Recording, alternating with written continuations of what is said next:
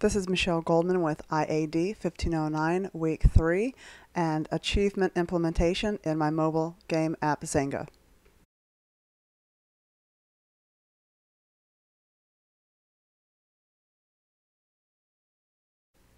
Last week I ran into a lot of difficulties in implementing the leaderboard in conjunction with using parse. Had no issues with the login authentication aspects, but think I might have to turn toward Game Center, at least for the leaderboards and for the achievements for this week, and hopefully that will go well.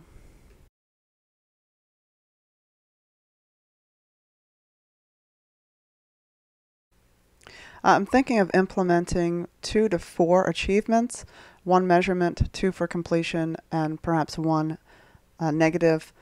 And well, let's see what that might look like.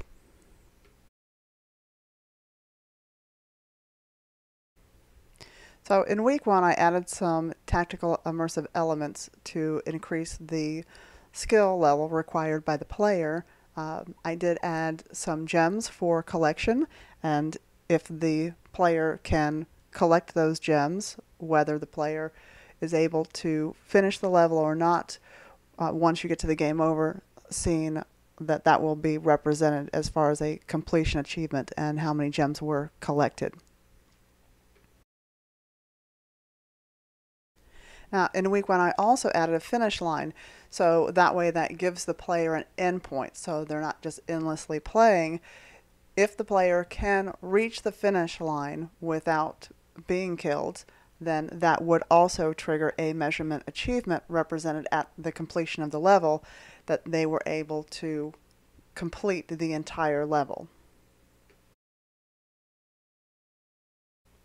Now, I was also toying with the idea of putting in a negative achievement, which would be represented by the number of attempts that the player had tried to complete a level.